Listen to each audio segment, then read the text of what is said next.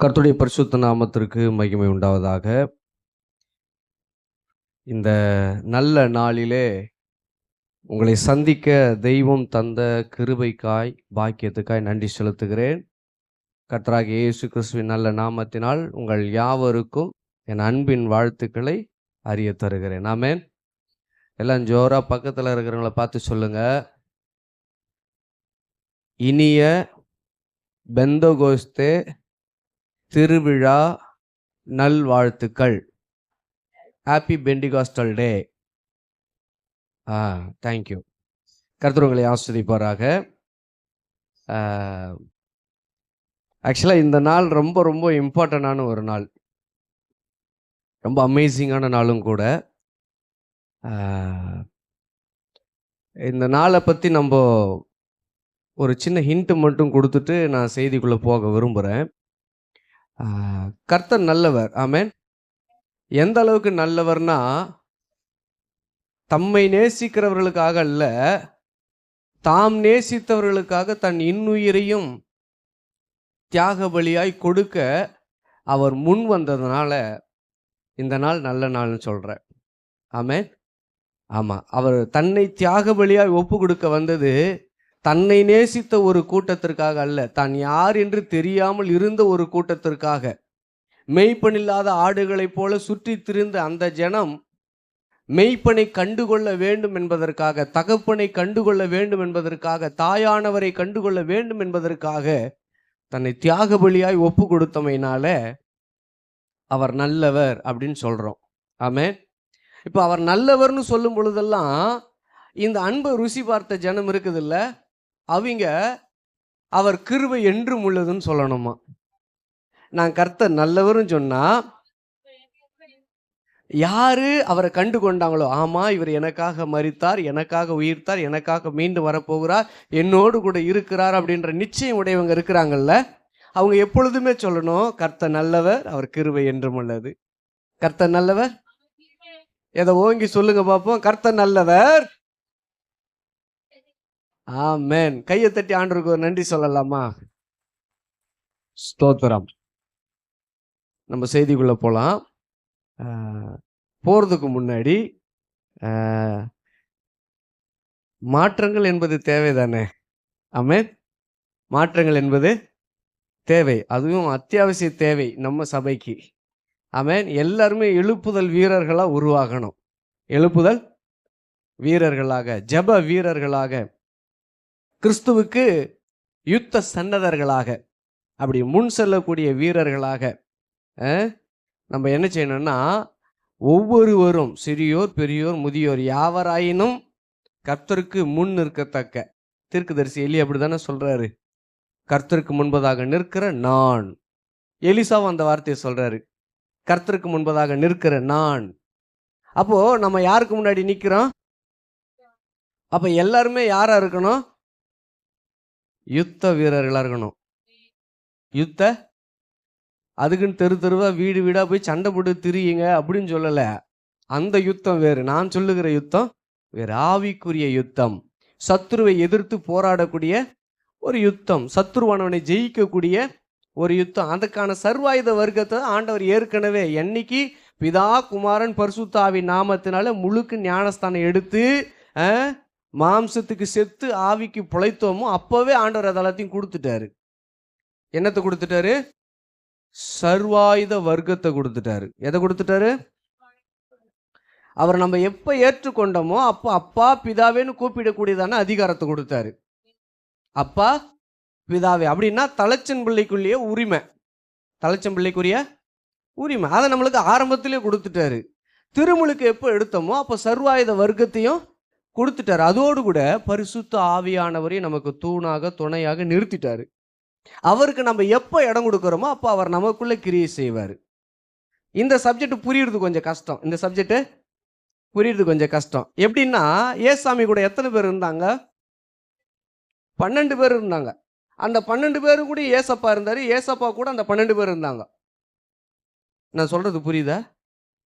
அந்த 12 பேரும் ஏசப்பா கூடவே இருந்தாங்க, ஏசப்பா அந்த 12 பேர் கூடவே இருந்தார்.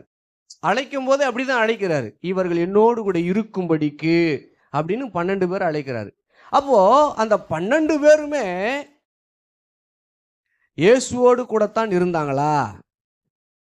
அந்த 12 பேருமே இயேசுவோடு கூட தான் இருந்தாங்களா அப்படின்னா, கொஞ்சம் இயேசுவோடு கூட இருந்தாங்க, கொஞ்சம் உலகத்தோடு கூட இருந்தாங்க.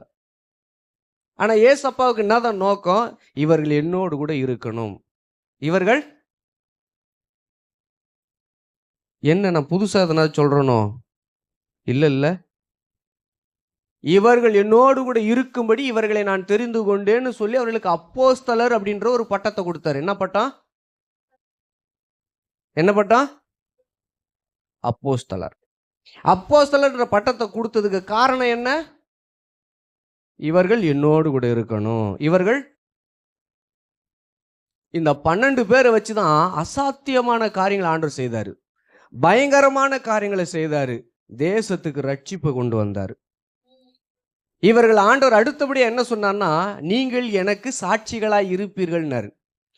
அப்போஸ்தலன்ற ஒரு பட்டத்தை கொடுத்தாரு. ரெண்டாவது, நீங்கள் எனக்கு சாட்சிகளாய் இருப்பீர்கள்னாரு. அப்படி ஒருத்தர் இந்த பூமிக்கு வந்தாரு. நாம வாழ்ற இந்த இந்தியாவுக்கு வந்தாரு. அவர் பேரு தான் தோமா. பர்த்தலோமேயு வந்தாரு. வந்து டைவர்ட் ஆகி வேற பக்கமா போயிட்டாரு. ஆனா இந்தியாவுக்குள்ள வந்து தரங்கம்பாடியில, கேரளாவில் 7 சபைகளை நிறுவி, அதுக்கப்புறம் தமிழ்நாட்டுக்குள்ளார இங்க சின்னமலை வரைக்கும் வந்து இயேசு கிறிஸ்துவின் அச்சு அடையாளங்களை நிரூபித்து காண்பித்து, அநேக மரித்த சடலங்களை உயிரோடு எழுப்பி, அன்னைய நாட்கள்ல 95% பேர் இயேசுவை ஏற்றுக்கொண்டார்களாம். அன்னைய நாட்களுக்கு தோமா இந்தியாவுக்குள்ள வரும் பொழுது நிறைய பேர் என்ன சொல்றாங்க தெரியுமா? பிரிட்டிஷ்காரன் கொண்டு வந்தது கிறிஸ்தவம் அப்படின்னு சொல்றாங்க. பிரிட்டிஷ்காரன் எப்போ வந்தது? அவன் வந்து 350 வருஷம் தான் ஆகுது. ஆனா கிபி 51வது நூற்றாண்டு, அதாவது 1வது நூற்றாண்டுல, கிபி 51ல தோமா எங்க வந்துட்டாரு? இந்தியாவுக்குள்ள வந்துட்டாரு. அப்போ முதல் கிறிஸ்துவை அறிவித்த சாட்சி யாரு? தோமா. அப்போஸ்தலனாய் இருந்தவன் சாட்சியாய் மாறி இருக்கிறான். அவன் சாட்சியாய் மாறுறதுக்கு முன்னாடி ஒரு வகையில சோதிக்கப்பட்டான். நான் கண்டுதான் விசுவாசிப்பான். யாரு? தோமா. அவர் கையில ஆணியால் அடிச்ச ஓட்டக்குள்ளார கையை விட்டு பார்க்கணும். விழாவில் குத்தப்பட்டதை ஈட்டி, அந்த ஈட்டி குத்தப்பட்ட இடத்துல என் விரலை விட்டு பார்க்கணும். அப்பதான் ஒரு உயிரோடு வந்துக்கிறாரா இல்லையான்றதையே நான் நம்புவேன்னா. அப்போ எல்லா நேரத்திலையும் அவங்க ஆண்டவருடைய பாதப்படியில இல்ல. கொஞ்ச நேரம் ஆண்டவர் கூடயும் கொஞ்ச நேரம் உலகத்து கூடயும் இருந்துட்டாங்க. அப்போஸ்தலர்களுக்கு அந்த கதினா நமக்கு எந்த கதி இல்லையா? அப்போஸ்தலர்களுக்கு இப்பேற்பட்ட ஒரு நிலைமையாயினும் நாமெல்லாம் அற்ப பதர்கள். அவரை கண்ணால காண்டதும் கிடையாது, அவருடைய அற்புத அதிசய அடையாளங்களை பார்த்ததும் கிடையாது. அப்படியே காதால கேட்டு மனசுல விசுவாசிச்சு அவரை ஏற்றுக்கொண்டு நம்முடைய அன்றாட வாழ்க்கையில ஒழுக்கத்தை காத்து கொண்டு தீமை விட்டு விலகி வாழ்ந்துகிட்டு இருக்கிறோம். இதுதானே உண்மை. அப்போ இந்த பெந்தகோஸ்து திருநாள் எதை அடிப்படையாய் குறிக்கிறதுனா, யூதாஸ் என்பவனுக்குள்ள சத்துரு புகுந்தானாம். யூதாஸ் என்பவனுக்குள்ள சத்துரு புகுந்தானாம். பேதுரு மறுதளிக்கும்படி பிசாசு ஆண்டவர்கிட்டே கேட்டுக்கிட்டானாம். சோதிக்கும்படி, பேதுருவை சோதிக்கும்படி ஆண்டவர்கிட்டயே கேட்டுக்கொண்டானா. ஆனா அவன் விசுவாசம் ஒழிஞ்சிடக்கூடாதுன்னு இயேசு என்ன பண்ணாராம்? வேண்டி கொண்டாராம். என்ன பண்ணாரா? வித்தியாசம் தெரியுதா? 12 பேரு. அந்த 12 பேர்ல 3 பேரு ரொம்ப ரொம்ப வித்தியாசமானவன். ஒருத்தன் ஆண்டவரையே காட்டி கொடுத்தவன், ஒருத்தன் ஆண்டவரையே மறுதளிச்சவன், ஒருத்தன் ஆண்டவரை கண்டாதான் விசுவாசிப்புன்னு சொன்னவன் இல்லையா? அப்போ இவங்களெல்லாம் நம்ம குறை சொல்லிக்கிட்டு போயிடலாமா? அதுக்கு வேதாகமத்தில் இதை பத்தி எழுதி வச்சிருக்கு? குறை சொல்லிட்டு போறதுக்காக எழுதி வச்சிருக்குதா, இல்ல அவர்களை பார்த்து நம்மை திருத்திக் கொள்வதற்காக வேதத்தில் இவை குறிப்பிடப்பட்டிருக்கிறதா? சொல்ல மாட்டேங்கீங்களே. அப்போ வேதம் எதற்கு கொடுக்கப்பட்டிருக்கிறது? வேதம் எதற்கு கொடுக்கப்பட்டிருக்கிறது? அவர்களுடைய வழிகளை கண்டு பூர்வ பாதை எது என்று உணர்ந்து பரிசுத்த வழியிலே நம்மை நடத்தி செல்வதற்காக கொடுக்கப்பட்ட மெய்ப்பனுடைய கோல் தான் இந்த வேதாகமம். என்னது இது? மெய்ப்பனுடைய கோல். சொல்லுங்க, பைபிளுக்கு இன்னொரு பேரு மெய்ப்பனுடைய கோல். மெய்ப்பனுடைய கோல் என்ன செய்யும்? பின்னாடி இருந்து ஒரு சத்தம் வந்துச்சு. Very good. என் பிள்ளை நல்லா சொல்லிச்சு பாரு. பிள்ளைக்கு ஒரு கை தட்டுங்க பாப்பா. அவங்க யாரும் இல்லை, அதன்யாவுடைய அம்மா, அனிகாவுடைய அம்மா. ஆமென். அப்போ என் பிள்ளை என்ன செய்யுது? கரெக்டாக சொல்லியிருக்கு. ஏன்னா ஊருக்கு போயிட்டு வந்துச்சு பார்த்துக்க இந்த சம்மர் லீவுக்கு. அதனால பிள்ளை எல்லாத்தையும் கண்டு வந்திருக்கான். ஆமென். அப்போ மெய்ப்பனுடைய கோல்னா என்ன அர்த்தம்? ஆடுகள் எந்த வழியில போகணுமோ அந்த வழிக்கு நேரம் அந்த கம்பு என்ன செய்யும்? ஒரு நாள் ஒரு மிஷனரி ஆண்டவரை பத்தி சொல்றதுக்காக ஒரு ட்ரைபல் பீப்புளை பார்க்கறதுக்கு போனாரு. ஒரு ட்ரைபல் பீப்புளை பார்க்க போனாரு. அந்த ட்ரைபல் அதாவது அந்த ட்ரைபல்னா என்னம்மா இங்கிலீஷ் டிரான்ஸ்லேஷன்? அதாவது ட்ரைபல் பீப்புள்னா பழங்குடி மக்கள். என்னது? பழங்குடியினவர். அவங்க அதாவது ஆதியிலிருந்து இருக்கக்கூடிய மக்கள். அவங்க எப்படி இருப்பாங்கன்னா குழு குழுக்களா பிரிஞ்சு பிரிஞ்சு இருப்பாங்க. அந்த ஒவ்வொரு குழுக்களுக்கும் பெயர்கள் வேற இருக்கும், தொடர்புகளும் வேற மாதிரி இருக்கும், பழக்க வழக்கங்களும் கலாச்சார முறைகளும் வேற மாதிரி இருக்கும். அதுல தலையை எடுத்து என்ன யாராயிலும் வந்தாங்கன்னா அவங்க தலை எடுத்து தனியாக வைக்கிற குரூப் ஒன்று இருக்குது. அதை அவங்க பாரம்பரியமாக வச்சுருப்பாங்க. நர மாமிசம் தின்னக்கூடியவங்க இருக்கிறாங்க. இப்பேற்பட்டவங்க மத்தியில் தான் மிஷினரிகள் ஊழியத்தை செய்ய போகிறாங்க. அப்படி போகும்போது அந்த தலைவனை பார்த்துட்டு, இந்த மாதிரி உங்கள் கிராமத்தில் உங்கள் மக்களுக்கு ஒரு நல்ல செய்தி சொல்லவும், உங்கள் மக்களுக்கு இருக்கிறதான இந்த சின்ன சின்ன வியாதிகள் போன்ற பயம் பிரச்சனைகள் எல்லாம் சரி பண்ணுறதுக்கு நாங்கள் ஒரு விஷயத்தை கண்டுபிடிச்சி எடுத்துன்னு வந்துக்கிறோம், அதெல்லாம் செஞ்சு உங்கள் மக்களெல்லாம் நாங்கள் காப்பாற்ற போகிறோன்னு சொல்லும்போது அந்த குழு தலைவர் என்ன பண்ணாராம், பழங்குடி தலைவர், சரி நீங்கள் போங்க நல்லது செய்யுங்க அப்படின்னு சொல்லிட்டு தான் வேலையால் கூப்பிட்டு அவன் கையில் தன்னுடைய பட்டயத்தை கொடுத்தாராம், தன்னுடைய வாள். அந்த குழு தலைவர்னு சொன்னால் அந்த குழு தலைவருக்கு ஒரு அதிகாரம். அதாவது நம்ம பிரதமர் அல்லது முதலமைச்சர்னா அவங்களுக்குன்னு ஒரு அடையாளம் இருக்குல்ல. இது வர்றது அமைச்சரா, முதலமைச்சரா, எம்எல்ஏவா, கவுன்சிலரான்றதை அந்த பந்தோபஸ்து பாதுகாப்பை வச்சு போகிற கான்வாவை வச்சு என்ன பண்ணிடலாம், கண்டுபிடிச்சிடலாம் இல்லையா? அப்போ அந்த போல் அதாவது கர்த்தருக்குரிய கணம் அப்படின்றத பற்றி சங்கீதத்தில் ஐயா சொன்னாங்கல்ல, அந்த மாதிரி ஒவ்வொருத்தவங்களுக்கும் ஒவ்வொரு கணம் இருக்குது. அதிகாரிகள்ன்றது பொது பெயர். போலீஸ்ன்றது அதிகாரி இல்லையா, எம்எல்ஏன்றது அதிகாரி, கவுன்சிலர்ன்றது அதிகாரி, முதலமைச்சர்ன்றது ஒரு அதிகாரி, பிரதமர்ன்றது ஒரு அதிகாரி. இவங்க எல்லாருமே அதிகாரியாக இருந்தாலும் அந்த அதிகாரத்துவம்னு ஒன்று வரும் பொழுது அதற்கான கனமும் மரியாதையும் அந்தஸ்தும் வேற வேற. அப்போ ஒரு சக மனிதனுக்கு இப்பேற்பட்ட காரியங்களை நம்ம செய்வோமே ஆனால் வானம் பூமி படைத்து அண்ட சராஸ்திரங்களையும் அரசாட்சி செய்கிற ராஜாதி ராஜாவா இருக்கிற கர்த்தாதி கர்த்தருக்கு நம்ம எந்த அளவுக்கு பயந்து நடுங்க வேணும் என்பதை அந்த சங்கீத பகுதியில் நம்ம வாசிச்சோம். இப்போ அது கூட கனெக்ட் பண்ணும்போது நான் எப்படி கனெக்ட் பண்றேன்னா, இந்த மிஷினரி அந்த வேலைக்காரனுக்கு பின்னால போறாரு. ஊர் மக்கள் எல்லாம் ஏஞ்சி நின்று தலை வணங்குறாங்க. ஊர் மக்கள் எல்லாம் இவருக்கு ஒரே சந்தோஷம், அடே பலேப்பா செம்மப்பா, நம்மளை பார்த்து எல்லா மக்களும் என்ன செய்யறாங்க, வந்தனம் வைக்கிறாங்கன்னு சொல்லிட்டு இவருக்கு ஒரே சந்தோஷம். போற வர எல்லா இடத்துலையும் இதே மாதிரி நடக்குது. இவரும் என்டையர் வில்லேஜுக்குள்ளே போயிட்டு ஒரு சுற்று வட்டம் அடிச்சுட்டு வந்துட்டார். நம்ம எந்த இடத்துல கேம்பு போடலாம், எந்த இடத்துல இவங்களுக்கு சுவிசேஷம் சொல்லலாம், எந்த இடத்துல இவங்களுக்கு மெடிக்கல் பண்ணலாம், எந்த இடத்துல இவங்களை நம்ம சரியான முறையில் கைத்தொழிலெல்லாம் கற்றுக் கொடுக்கலாம் அப்படின்னு சொல்லி போகும்போதே எல்லாத்தையும் பார்த்து பிளான் பண்ணிக்கினாரு. கடைசியாக வரும்போது இவர்கிட்ட கேட்குறாரு, நான் உங்கள் ஊருக்கு புதுசாக தானே வந்தேன், ஆனால் மக்களெல்லாம் என்னை அப்படியே புதுசாக பார்க்காம ஏற்கனவே பார்த்த மாதிரி குனிஞ்சு வணங்கினாங்களே, அது என்ன சமாசாரம் அப்படின்னு கேட்கும்போது அந்த வேலைக்காரன் சொன்னானா, ஐயா சாமி, மக்கள் எல்லாம் உன்னை பார்த்து வணங்கல, எங்கள் தலைவருடைய இந்த இந்த இந்த பட்டயத்தை பார்த்து அவங்க என்ன செய்தாங்க, அவர் வந்தாலும் ஒன்று தான், அவர் பட்டயம் வந்தாலும் ஒன்று தான், அதனால் அவருக்கு அந்த கணத்தை கொடுத்தாங்க, உங்களுக்கு கிடையாது. அப்போது இதுலேருந்து நான் என்ன சொல்ல வரேன், கர்த்தருக்கு உரிய கணத்தை கர்த்தருக்கு மட்டும் செலுத்த முடியாது, கர்த்தருடைய வார்த்தை சுமந்து வருகிற, தாங்கி வருகிற அந்த வேலைக்காரனுக்கு அந்த கணம் கிடைக்கும். ஆமென். நம்ம சிந்திக்க வேண்டிய விஷயங்கள் நிறைய இருக்கு. சிந்திக்க வேண்டிய விஷயங்கள் நிறைய இருக்கு. எடுத்தா எடுப்புல நம்மளால எல்லாத்தையும் செய்திட முடியாது. எடுத்தா எடுப்புல எல்லாத்தையும் செய்திட முடியாது. பிறந்த குழந்தைய போய் எம்எல்ஏவா இருந்தா எம்எல்ஏவா இருக்குமா? அது இருக்காது. இல்ல நல்லா நடமாடுற ஒரு குழந்தைய கொண்டு போயிட்டு நீ டாக்டர் ஆயிரு அப்படின்னா இருக்குமா? அது டாக்டரா வேணா மாறும், டாக்டரா.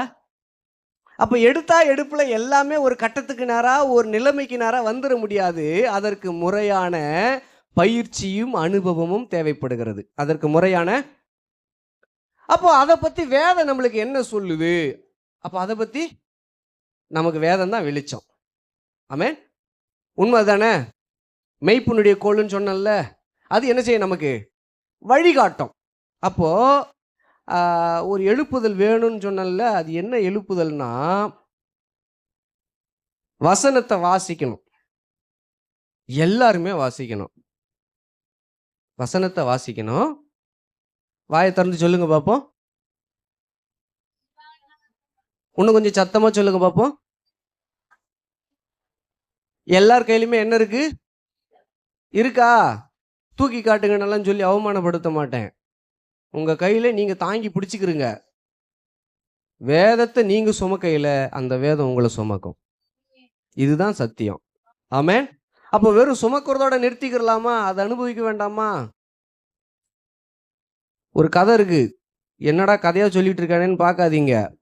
ஒரு குரங்கு கையில அவன் எஜமான் என்ன செய்தானா, ஒரு வாழைப்பழத்தை கொடுத்துட்டு போனானா. குரங்குக்கு என்ன பிடிக்கும்? வாழைப்பழம் பிடிக்கும். அதுவும் எந்த அளவுக்கு பிடிக்கும்னா, இவ்வளோ பிடிக்கும், இவ்வளோ பிடிக்கும், இவ்வளோ பிடிக்கல, அந்த அளவுக்கு பிடிக்கும் குரங்கு. நாங்கள் ஊழியத்துக்கு போனப்ப ஐயா இருந்தார் என்னன்னு தெரில, சர்ச்சி ஜன்னலில் ஒரு குரங்கு குட்டியை வச்சுக்கிட்டு அது எப்படி தாவி வந்தது அவ்வளோ தூரத்துக்குன்னு தெரியல. ஏன்னா கொஞ்சம் கூடுதல் ஹைட்டு, அது தரையிலேருந்து கொஞ்சம் ஹைட்டு, வேற கிளைம் பண்ணி பிடிச்சி வர்றதுக்கு அங்கே எதுவுமே இல்லை. ஆனால் அந்த அந்த தாய் தான் குட்டியை வச்சுக்கிட்டு எப்படி மேலே வந்துச்சுன்னு எனக்கு தெரில. நாங்கள் கட்டலில் உட்காந்துக்கிட்டு இருக்கோம், 2-3 பாஸ்டர் எங்களுக்கு சாப்பிட்றதுக்கு வாழைப்பழம் கொடுத்தாங்க. வாழைப்பழத்துடைய வாசனை அந்த குரங்கு எப்படி தெரிஞ்சதுன்னு தெரில, அது எங்கேருந்து வந்துச்சுன்னு தெரில. நடந்த உண்மைங்க. இந்த 3 நாள் நாங்கள் வில்லேஜில் பாத்தகுப்பன்ற கிராமத்தில் ஆந்திராவில் ஊழியத்துக்கு போயிருந்தோம். அங்கே நடந்த சம்பவம் தான் இது. எல்லாருக்கும் ஒரு பழம் கொடுத்துட்டாங்க. நான் பொறுமையாக சாப்பிட்டுக்கிறலாம்னு அந்த பழத்தை வச்சுட்டேன். இன்னொரு பாஸ்டரும் வச்சுட்டாரு. அந்த டைமில் குரங்கு வந்து ஜன்னலாண்டா நின்றுச்சு. குட்டி குரங்கு, அது வயிற்றுக்கிட்ட இருக்குது. அது ஒரு கையில் இப்படி அணைச்சிட்டு ஒரு கையில் ஜன்னலை பிடிச்சிட்டு இப்படி பார்க்குது. நம்ம எசேக்கியேல் பாஸ்டர் என்ன பண்ணாரு, நகரியில் இருக்கிறாரு, அவரு, ஏய் என்ன அவ்வளோ தூரம் வந்துட்டுக்கிற நீ, இந்தா சாப்பிட்டு போ அப்படின்னு சொல்லிட்டு 2 பழத்தை பிடிச்சி கையில் கொடுத்தாரு. இந்த கையில் வாங்கி இந்த கையில் டப்புனு கீழே விழுந்துச்சு பாருங்க. எங்களுக்கெல்லாம் பதட்டம்.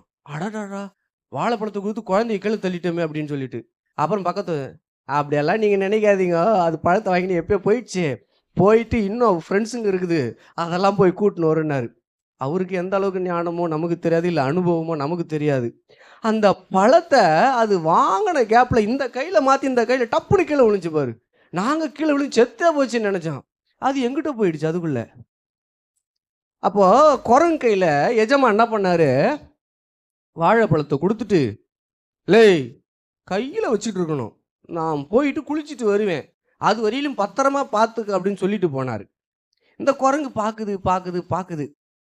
ஆஹா, ஸ்மெல்லு வேறு நல்லா இருக்குதுன்னு மோந்து வேற பார்க்குது. ஒரு பக்கம் பழத்தை பார்க்குது, ஒரு பக்கம் மோந்து பார்க்குது, ஒரு பக்கம் பழத்தை பார்க்குது, ஒரு பக்கம் மோந்து பார்க்குது.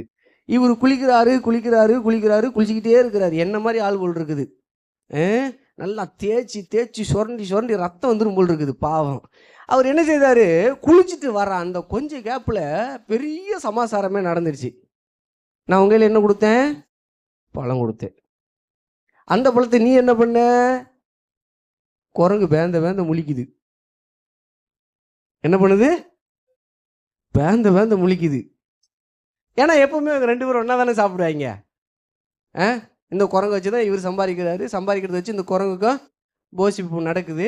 அப்போது குரங்குல குத்துட்டு போன வாழைப்பழம் காணும், குரங்குல குத்துட்டு போன வாழைப்பழம் காணும். என்னடா ஆச்சுதுன்னு பார்த்தா, இது ஃபஸ்ட்டு பார்த்தது, 2வது மூந்து பார்த்தது, 2மே பார்த்தது, கண்ணாலையும் பார்த்தது, மோந்தும் பார்த்தது. இப்போ தாங்கலை பாரு, இப்போ வந்துடுவார் ஐயன், இப்போ வந்துடுவார் ஐயன்னு என்ன பண்ணுச்சு, மோந்து பார்த்தத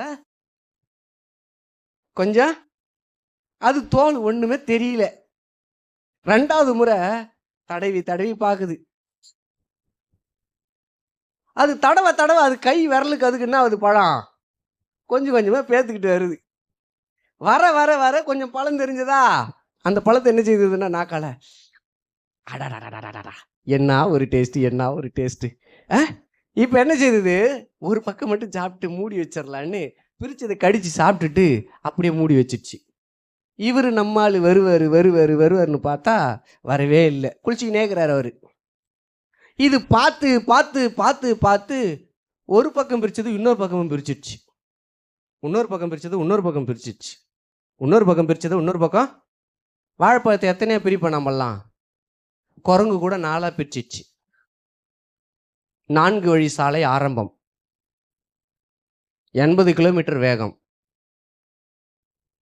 பழத்தை பார்த்தது தான், கண்ணிமைக்கிற நேரத்துக்கெல்லாம் பழம் நக்கி பார்க்கலாம் நினைச்சது, உள்ள ஓடி போச்சு. இது எதுக்கு சொல்ல வரேன், ஆண்டவர் எப்பேற்பட்டவராய் இருக்கிறார் என்று வேதம் நமக்கு சொல்லி தருகிறது என்றால், எடுத்தவர்கள் வாசிங்க. ஏசாயா எழுதின பெரிய தீர்க்க தரிசனத்தின் புஸ்தகம் 28ஆம் அதிகாரம் 26வது வசனம். அவனுடைய தேவன் அவனை நன்றாய் போதித்து அவனை உணர்த்துகிறார். அவனுடைய தேவன் அவனை நன்றாய் போதித்து அவனை உணர்த்துகிறார். கண்களை மூடி ஜெபிக்கலாம். இரக்கமுள்ள பிதாவே, நீர் பேசும் நாங்கள் கேட்கிறோம். இயேசுவின் நாமத்தில் பிதாவே, ஆமென். அவனுடைய தேவன், யாருடைய தேவன்? இப்ப இந்த இடத்துல உங்க பெயர்களை வச்சு ஒருக்கா வாசிங்க பார்ப்போம். மரியே ஈசாக்கினுடைய தேவன் மரியே ஈசாக்கை நன்றாய் போதித்து மரியே ஈசாக்கை உணர்த்துகிறார்.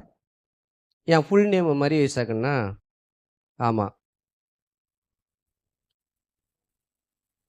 இப்போ இந்த இடத்துல அவன்ற இடத்துல யார் வந்தது, சத்தமா சொல்லுங்க. இப்போ நீங்க ஆராதிக்கிற தேவன் உங்களுக்கு என்ன செய்யறாரு, என்ன செய்யறாரு, எப்படி போதிக்கிறாரு? ஒருத்தர் பார்த்து சொல்லுங்க. நம்முடைய தேவன் நம்மை நன்றாய் போதிக்கிறார்.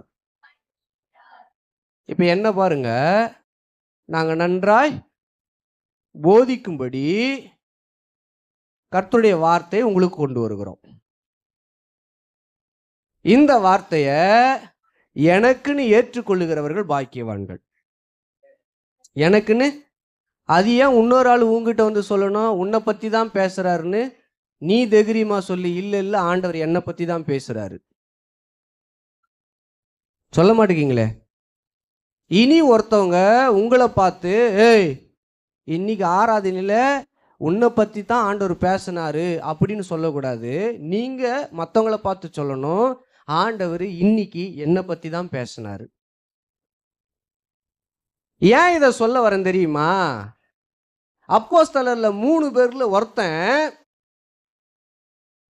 பிசாசு உட்புகுந்ததுனால அவரை காட்டி கொடுத்து கடைசியா அவனுடைய மரணத்தையும் தேடி போயிட்டான். ஒருத்தனுக்கு ஆண்டவர் வேண்டுதல் பண்ணிட்டாரு, அதனால மறுதளிச்சாலும் மனம் திரும்பி அவரோடு கூட ஒப்புரவாயிட்டான். ஒருத்தன் இது 2 சமாசாரமே தெரியாம அவரை விசுவாசிக்காமலே போயிட்டான். சீசனுக்கே அந்த நிலைமையானால் அவரை நம்பி அவரை விசுவாசித்து நம்முடைய வாழ்க்கையை தொடர்ந்து ஓடிக்கிட்டு இருக்கிறோம். நம்முடைய சொந்த பலத்தை வச்சுக்கிட்டு கர்த்தர் தான் எனக்கு இந்த பலத்தை தராருன்னு நம்பிக்கிட்டு நாம நம்முடைய அன்றாட வாழ்க்கையில அன்றாட ஓட்டத்தில் என்ன செய்துக்கிட்டு இருக்கிறோம்? ஓடிக்கிட்டு இருக்கிறோம். இது உண்மையா பொய்யா இல்லையான்றதை இப்போ வாசிச்சு இந்த வேத வசனம், இந்த வேத பகுதி நமக்கு கரெக்டாக சொல்லி கொடுக்குது. இப்போ நம்ம ஓடுற ஓட்டத்தில் எந்த நேரத்தில் வேணாலும் பிசாசு அப்போஸ்தலனாகிய யூதாசுக்குள்ள புகுந்தது போல நமக்குள்ளேயும் புகுக வாய்ப்பு. என்ன பேச மாட்டேங்கிங்களே? சத்தமா சொல்லுங்க. நாம் அப்படியே பரிசுத்தமானவர்கள் கிடையாது. அப்படியே தூய்மையே ஆடைய அணிந்தவர்கள் கிடையாது. மாமிசத்தில் இருக்கிறவங்க. யாரா இருக்கிறோம்? மாமிசம் உள்ளளவும் சோதனை இருக்கும். மாமிசம் உள்ளளவும் ஐயா பழமொழி சொல்றாங்க, தலை இருக்கிற வரைக்கும் சளி போகாது, உடம்பு இருக்கிற வரைக்கும் வலி. உண்மைதானே? உண்மையா பொய்யா? என்ன அப்படி பார்க்குறீங்களே? மண்டை இருக்கிற வரைக்கும் சளி, சீசன் வரும்போதெல்லாம் சளி கண்டிப்பாக என்ன செய்யும்? பிடிக்கும். வேலை செஞ்சுட்டு வந்தாப்புல உடம்பு அழுப்பா இருக்கும். இதுலேருந்து முழு விடுதலையை நான் பெற்றுக்கொண்டேன் அப்படின்னு யாரா கை தூக்கி சொல்ல முடியுமா? தினம் தானே நம்ம தூங்கி எந்திரிக்கிறது எவ்வளவு பாடுபடுறோம் இல்லையா? உடம்பு அப்படி முறுக்குது, கை இப்படி வலிக்குது, கால் அந்த பக்கம் இழுக்குது, நரம்பு சுளுக்குது, கண்ணெல்லாம் திகு திகு திகு திகு திகுன்னு எரியுது இல்லையா? உண்மை தானே அது? உண்மையா பொய்யா? உண்மை. உண்மையா பொய்யா? என்ன உடம்பு வலிக்குதா? ஆமாய்யா. சரி, கையை உயர்த்தி ஜெபம் பண்ணலாம். கை உயர்த்துங்க. ஏசப்பா, இரவெல்லாம் சரியான தூக்கமும் இல்லை, உடம்புல அசதியும் ரொம்ப கூட இருக்குது. உங்கள் ரத்தத்தினால, உங்கள் காயத்தின் தழும்பினால என்னை சுகபலன் உண்டாக செய்து ஆராதனையில் மனமகிழ்ச்சியா உங்கள் சத்தத்தை கேட்டு சித்தத்தை செய்ய என் மேலே கிருபை தாங்க. இயேசுவி நாமத்தில் பிதாவே, ஆமென். யார் யாருக்கெல்லாம் சரியா போச்சு? கையை தட்டி ஏசப்பாவுக்கு நன்றி சொல்லுங்க. அல்லேலூயா. இப்போ அவனுடைய தேவன் அவனை என்ன செய்யறாராம்? நன்றாய் போதிக்கிறாராம். எப்படி போதிக்கிறாரு? நன்றாய் போதிக்கிறாரு. நன்றாய் என்ற வார்த்தைக்கு என்ன அர்த்தம்? நன்மைக்கு எதிர் சொல் என்ன? எல்லாருக்கும் தமிழ் தெரியுதுப்பா. நன்மைக்கு எதிர் சொல் தீமை, தீமைக்கு எதிர் சொல் நன்மைக்கு எதிர் சொல், தீமைக்கு எதிர் சொல். அப்ப எல்லாருக்கும் தெளிவாக தெரியுது இல்ல? அப்போ இவர் நன்றாய் போதிக்கும் பொழுது இன்னொருத்தனும் தீயதாய் போதிக்க வல்லமை உள்ளவனாகத்தானே இருக்கிறான். அவன் யாரு? அப்போ இந்த 2 இடத்த கண்டுபிடிக்கிறதுல தான் நமக்கு பிரச்சனையே இருக்குது. இந்த 2 இடத்த இருவழி சாலை. என்ன நம்மளுக்கு முன்னாடி எது இருக்குது? இருவழி சாலை இருக்குது. ஒருவேளை போர்டு போட்டிருந்துச்சுன்னா கரெக்டாக நம்ம கண்டுபிடிச்சிடலாம். போர்டு போட்டிருந்தா இது புவனேஸ்வரி நகர், இது லட்சுமி நகர் இல்லையா? சரி, படிக்க தெரிஞ்சிச்சு கண்டுபிடிச்சிட்டேன். படிக்க தெரியலன்னா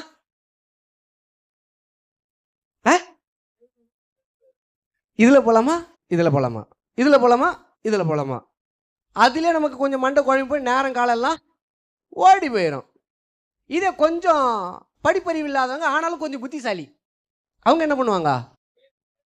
நான் இந்த இடத்துக்கு போகிறதுக்கு எந்த வழினா? அவங்க கொஞ்சம் புத்திசாலி, வாயிலே வழி இருக்குது அவங்களுக்கு. கேட்டு கேட்டு என்ன பண்ணுறாங்க? திடீர்னு ஒரு ஆட்டோக்காரர்கிட்ட கேட்பாங்க, திடீர்னு ஒரு மளிகை கடைக்காரர்கிட்ட கேட்பாங்க, திடீர்னு சைக்கிளில் போகிறோன்னா நிறுத்தினா இந்த பக்கம் எப்படின்னா போகிறது? அப்போ 3 காரியம் இருக்குது. ஒன்று படிக்க தெரியணும், இல்லைன்னா சிந்திக்க தெரியணும். ஒன்று படிக்க தெரியணும், இல்லாட்டி சிந்திக்க தெரியணும். படிக்கவும் தெரியல, சிந்திக்கவும் தெரியலன்னா அந்த நிலைமை ரொம்ப மோசமா இருக்கும். அந்த நிலைமை ரொம்ப மோசமா இருக்கும். அப்போ நம்ம ஆண்டவர் எப்பேற்பட்டவரா இருக்கிறார்ன்றதை நம்ம தெரிஞ்சுக்கணும். அவர் நன்றாய் போதிக்கிறவர். அவர் யாரா இருக்கிறாரு? உங்களையும் என்னையும் பட்சபாதம் இல்லாமல் நன்றாய் போதிக்கிற. நீ இவ்வளவு நாள் உபத்திரப்பட்டுட்ட, இவ்வளவு நாள் கஷ்டப்பட்டுட்ட, இவ்வளவு நாள் வேதனை அனுபவிச்சுட்ட, இன்னைக்கு நான் சொல்ற வழி கேளு, நான் உனக்கு போதிக்கிற வழியில நில்லு, உனக்கு வெளிச்சம் கிடைக்கும். உனக்கு அப்படிதான் வசனம் எழுதி இருக்குது. உம்முடைய வசனம் என் கால்களுக்கு தீபமும் என் பாதைக்கு 119வது சங்கீதத்தில் இப்படி எழுதி இருக்கு. அதே போல இந்த வசனம் தான் வாலிபனை சரி பண்ணான். வாலிபன் தன் வழி எதினால் சுத்தம் பண்ணுவான், வசனத்தின்படி தன்னை. அப்போ வழி ரொம்ப ரொம்ப முக்கியம், போதனை ரொம்ப ரொம்ப முக்கியம். போதனைனா டீச்சிங். போதனைனா டீச்சிங். எல்லா பிள்ளைகளும் தான் ஸ்கூலுக்கு போகுது, ஆனா எல்லா பிள்ளைகளாலையும் கலெக்டராவோ டாக்டராவோ இன்ஜினியராவோ மாற முடியல. எல்லாருக்கும் ஒரே டீச்சர் தானே, எல்லாருக்கும் ஒரே பாட புஸ்தகம் தானே. ஏன் எல்லாராலையும் இன்ஜினியரா டாக்டரா கலெக்டரா மாற முடியல அப்படின்னா, கவனித்தவர்களுக்கு ஒரு கணம், கவனிக்க மறுத்தவர்களுக்கு ஒரு கணம். ஸ்கூலுக்கே வராம கட்டடிச்சவங்களுக்கும் ஒரு கணம். இது எப்ப தெரியும்னா, ஸ்கூல் ஃபுல்லா போகும்போது தெரியாது, ஸ்கூல்ல எக்ஸாம் வச்சு முடிச்சு ரிசல்ட் வரும்போது தான் தெரியும். அதாவது நாம லீவ்ல இருக்கும்போது தான் விஷயம் நமக்கு தெரியும். புரியுத கான்செப்ட்? ஸ்கூல்ல இருக்கிற வரைக்கும் தெரியாது, டீச்சர் மூஞ்ச பார்த்துக்கிட்டு ஆன் இருக்கிற வரைக்கும் தெரியாது. லீவ் விட்டு வீட்டுக்கு அனுப்பிச்சிருவாங்க. வீட்டில் உக்காந்துன்னு போர் அடிச்சுன்னு உக்காந்துட்டு இருக்கும்போது நம்ம அதை செய்வோம், இதை செய்வோம், அதை பண்ணுவோம், இதை பண்ணுவோம், எல்லாம் பண்ணுவோம். அப்போ வரும் ரிசல்ட்டு. இதே தான் கர்த்தருடைய காலத்திற்குள் நாம் இருக்கிறோம் என்றால் காக்கப்பட்டிருப்போம், போதிக்கப்பட்டிருப்போம், நல்வழியில் நடப்போம். இல்லாட்டி முடிவு காலம் வரும் பொழுது இவர் சொல்லுவாரு, அநீதி நிறைந்த ஊழியனே. எத்தனை பேர் நம்ம சொல்லலாம் ஆரோனை போல் அழைக்கப்பட்டவங்கன்னு. ஆரோனை போல் அழைக்கப்பட்டவளா இருந்தாலும் சரி, ஆரோனை போல் அழைக்கப்பட்டவனா இருந்தாலும் சரி, மோசையின் சொற்படி நடக்கலன்னா, கர்த்தரின் சொற்படி நடக்கலன்னா முடிவு ரொம்ப மோசமா இருக்கும். முடிவு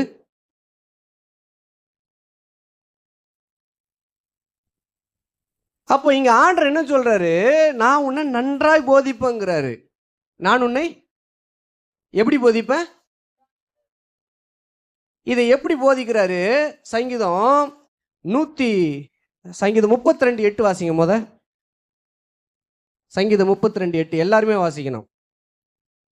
நீ வாசி, நீ வாசி, நீ வாசி, நீ வாசினெல்லாம் இனிமே கிடையாது, எல்லாரும் வாசி. சங்கீதம் 32:8. நான் 1 2 3 சொல்லுவேன், எல்லாரும் கரெக்டாக வாசிக்கணும். சங்கீதம் 32:8. 1 2 3 ஸ்டார்ட்.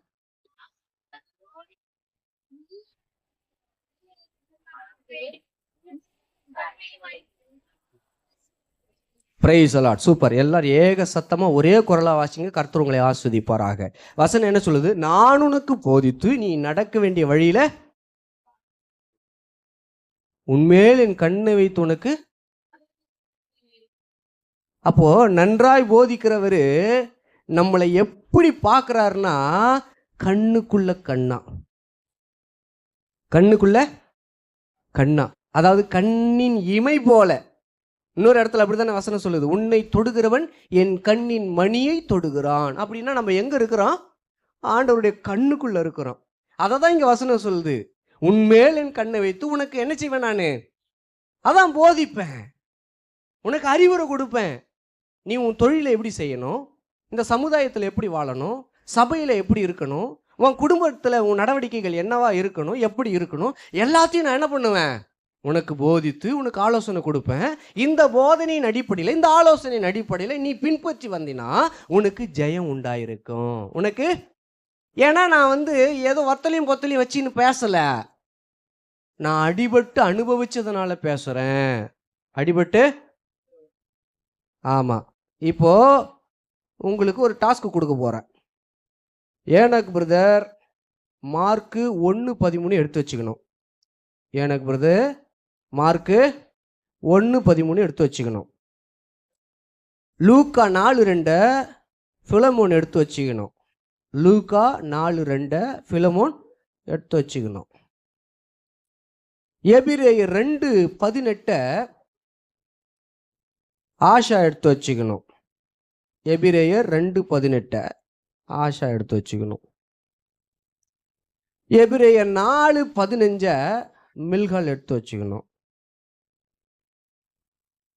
எபிரேயர் 4:15 அதோட ஸ்ட்ரைட்டா 1 பேதுரு 1:7 மெர்சி எடுத்து வச்சுக்கணும். எடுத்து வச்சுக்கிட்டீங்களா? மற்றவங்கெல்லாம் ஸ்கிரீனை பாருங்க. மார்க் 1:13 எனக்கு ஒருத்தர் வாசிங்க.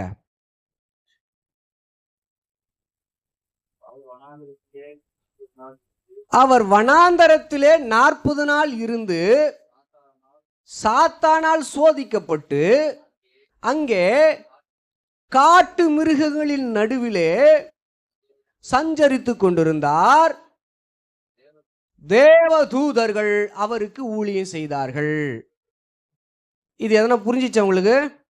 இந்த அவர்ன்றது யாருன்னா இயேசு. திருமுழுக்கு எடுத்த உடனேயே பரிசுத்த ஆவியினால வனாந்தரத்துக்கு நேராய் நடத்தப்பட்டு அங்கே 40 நாளும் உண்ணாமலும் புசியாமலும் தேவ சமூகத்தில் இயேசு கிறிஸ்து காத்து கொண்டிருக்கிறார். அவர் சாதாரணமாக காத்து கொண்டுள்ள காட்டு மிருகங்களோடு கூட காத்திருந்தார். காட்டு மிருகம் என்ன பண்ணோம்? கோழி, பூனை, நாய் இதெல்லாம் நம்ம மடி மேலே வச்சு கொஞ்சிக்கலாம். சிங்கம், புலி, கரடி. வெள்ளைக்காரனை விட்டுரு, வெள்ளைக்காரன் லைசன்ஸ் வாங்கி வளர்த்துன்னுக்கிறான், சின்னதுலேருந்து வளர்த்துன்னுக்கிறான், அதனால பிரச்சனை கிடையாது. இப்போ நம்ம கதைக்கு வருவோம். ஜூவில் போயிட்டு டிக்கெட் வாங்கிக்கின்னு சிங்க கொகையில் கொச்சி சிங்கமே வா என் மடியில் படுத்துக்கோ அப்படின்னு நம்ம சொல்லுவோமா? கரடியே என்னை வந்து கட்டி பிடிச்சிக்கோ சொல்லுவோமா? மலைப்பாம்பே என்னை வந்து முத்தம் குத்துட்டு போ சொல்லுவோமா? என்ன பண்ணுவோம்? பாம்பை பார்த்தா 10 அடி தள்ளிடுவோம் இல்ல? அப்போ இங்க நடக்கிற சம்பவத்தை கவனிச்சிங்களா? அந்த இடத்துல நாம் இருந்திருந்தா கொஞ்சம் யோசிச்சு பாருங்க. ஆவியானவர் சொல்றாரு, நீ வனாந்தரத்துக்கு போ, 40 நாள் உபவாசம் எடு, நீ உண்ணக்கூடாது, குடிக்கக்கூடாது, என் சமூகத்தில் என் பாதப்படியில் நில்லுன்னு சொல்றாரு. அவர் சொன்ன இடம் வனாந்தரம். வனாந்தர பகுதியில் காட்டு விலங்குகளும் வாழ்ந்துகிட்டு இருக்குது. அதுவும் கூட இப்போ நான் இருக்கிறேன். என் நிலைமை என்னவா இருக்கும்?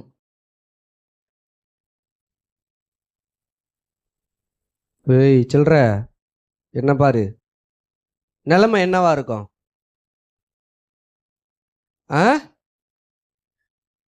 குண்டிகொலை நடுங்கி ஈரகொலை அருந்து போயிருக்கும். அந்த சிங்கத்தோட சவுண்டு கேட்டோம்னா என்ன ஆயிருக்கும்?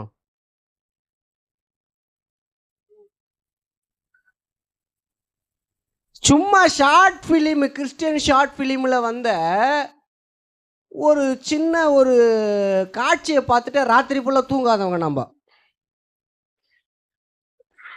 எப்படி? டிவியில் ஒரு காட்சியை பார்த்துட்டு ராத்திரி ஃபுல்லாக தூங்க முடியாமல் பயத்தில் திகில்ல அலறி அடிக்கிறவங்க நம்ம. இங்கே இயேசு காட்டு மிருகங்கள் கூட பசியும் பட்னியுமா ஆண்டவரை மாத்திரமே கெதின்னு இருக்கிறாரு. நம்மளை இந்த மாதிரி ஆண்டவர் கூப்பிட்டாருன்னா நம்ம போவோமா? முதல் சோதனையே இயேசுக்கு வந்த சோதனை இது. இப்ப இப்படிப்பட்ட ஒரு சோதனையை சகித்து ஜெயித்து வந்ததுனால தான் அவர் சொல்றாரு, நான் உன்னை நன்றாய் நடத்துவேங்கிறாரு இல்லையா? அவர் அதை அனுபவிக்காம இருந்திருந்தா இதுக்கு ஒத்த மாதிரி இன்னொரு வசனம் இருக்கு. அதை தான் இப்ப பிலமோன் ஐயா வாசிக்க போறாரு. தம்பி வாசி. சோதிக்கப்பட்டார் முழுமை 40 நாள். வார்த்தை அப்படித்தானே வந்திருக்குதாங்க. என்ன பண்ணப்பட்டாரு? 40 நாளும் சோதிக்கப்பட்டார்.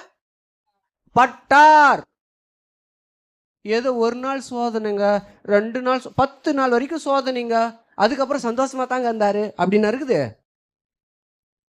40 நாள் அனுப்புனா அந்த 40 நாள் அவருக்கு என்னதான் இருந்தது? நாம ஒரே நாள் சோதனைக்கு எகிரிச்சு ஓடி போயிடுவோம் இல்ல. ஆனா அவரு காட்டு மிருகங்களுக்கு நடுவுல கர்த்தர் சோதிக்கப்படுவதற்கு தன்னை சோதிக்க ஒப்பு கொடுத்து முடிக்கிறார். 40 நாள் சோதிக்கப்பட்டார். அப்புறம்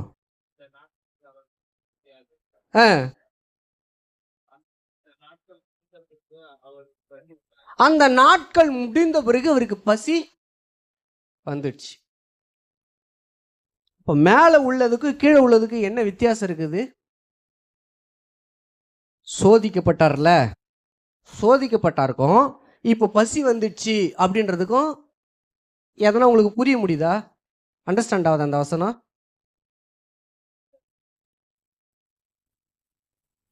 காட்டுக்குள்ளார சித்தர்கள் போகும்போது என்ன செய்வாங்களாம், ஒரு வகையான மூலிகை செடியிலிருந்து ஒரு வகையானன்னா உங்களுக்கு இப்படி சொன்னால் புரியும்.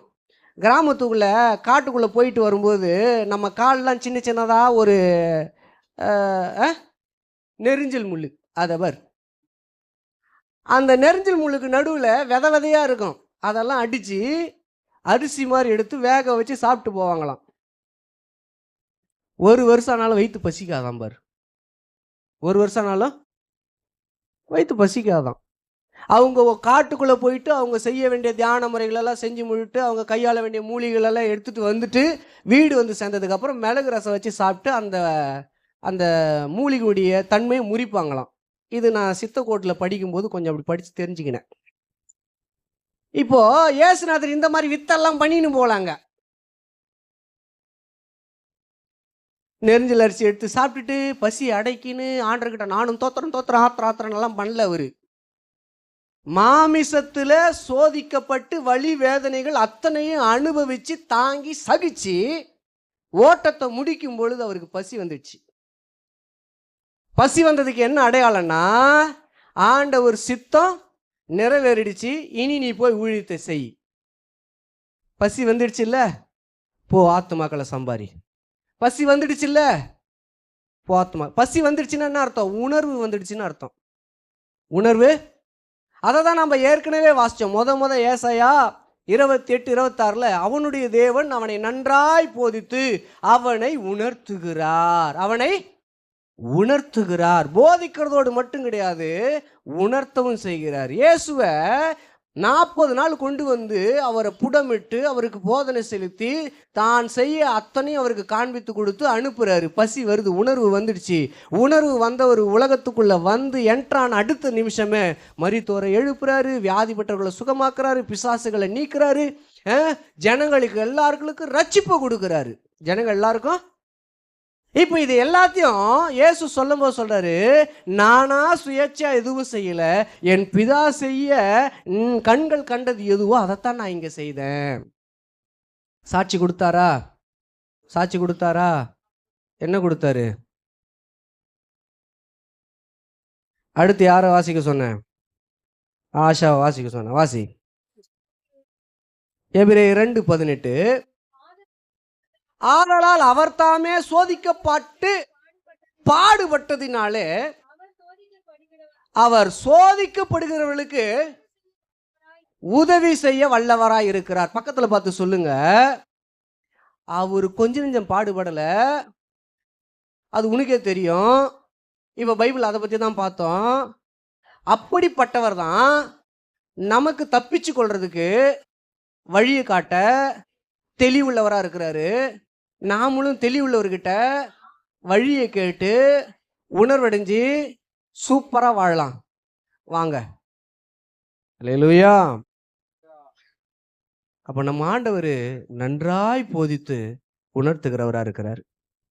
நம்ம நிக்கிற இடத்துல நமக்கு முன்னாடி இருக்கிற ஒவ்வொரு சூழ்நிலைகளையும் எப்படி கையாளணும், எப்படி சமாளிக்கணும். பாரு, இது எல்லாம் பிசாசுடைய தந்திரன்னு தெரிஞ்சதுன்னா நம்ம எப்பயோ தப்பிச்சிருந்துருக்கலாம்ல.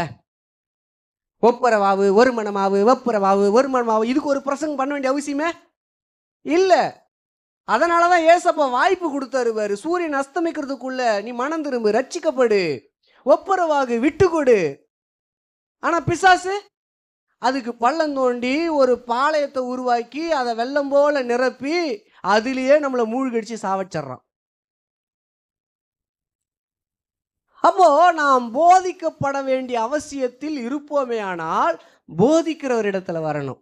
அப்பதான் போதனை அடைய முடியும். அவர் சோதனைகளிலிருந்து நம்மளை விடுவிப்பார். சாதாரணமா இல்ல. அதுக்கு அடுத்து உள்ள வசனத்தை வாசிங்க. நம்முடைய பலவீனங்களை குறித்து பரிதபிக்க கூடாத பிரதான ஆசாரியர் நமக்கு இல்லாம எல்லா விதத்திலையும் நம்ம போலவே சோதிக்கப்பட்டு பாவம் இல்லாதவராயிருக்கிற. கையை தட்டி மகிமைப்படுத்துங்க ஆண்டவருக்கு. நாம சோதிக்கப்படும் பொழுதெல்லாம் பாவம் செஞ்சிடறோம். சோதிக்கப்படுகிற பொழுதெல்லாம் ஆண்டவரை இகழ்ந்துடுறோம்.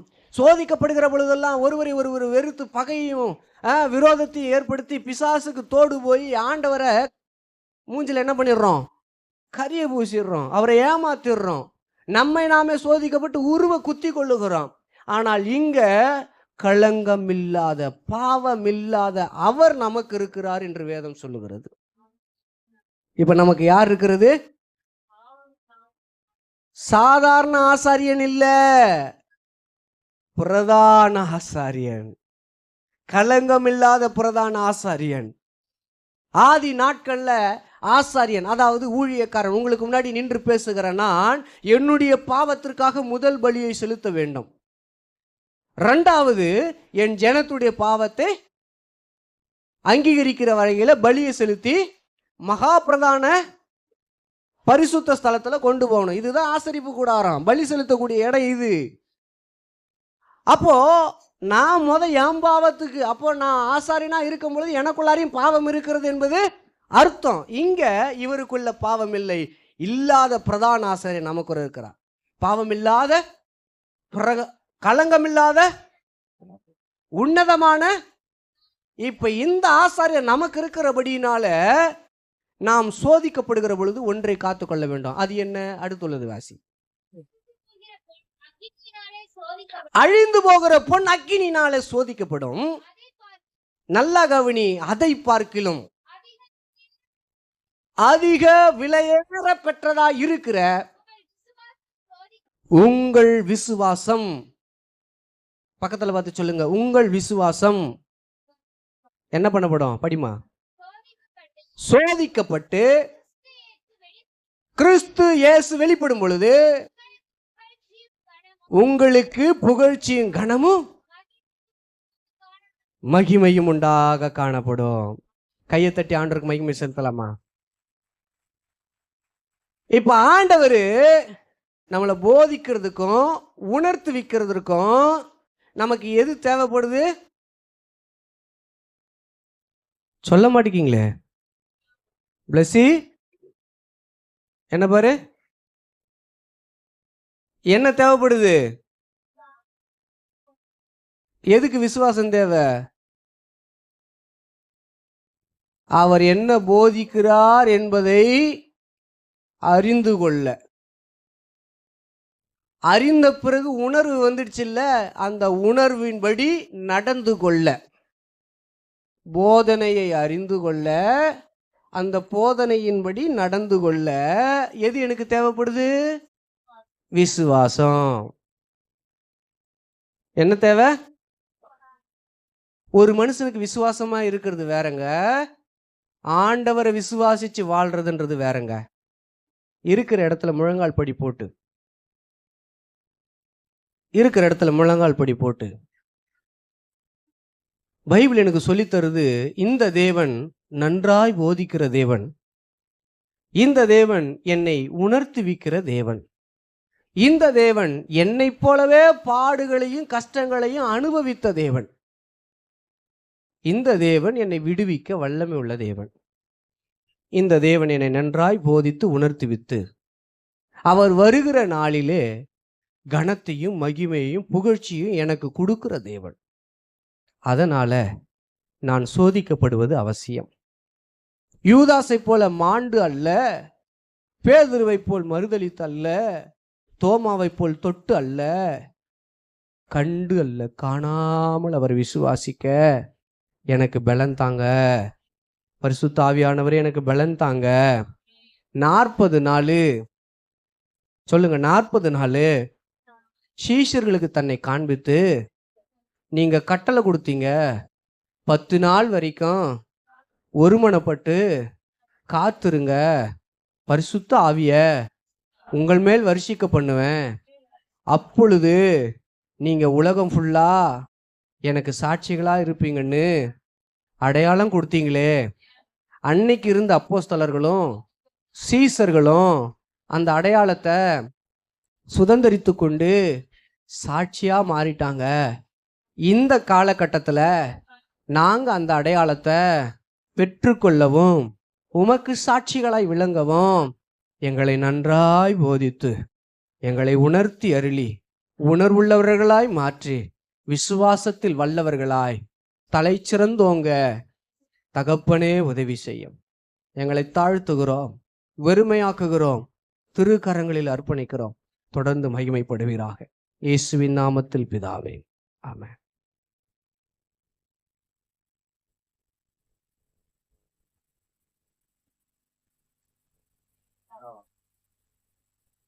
Hallelujah.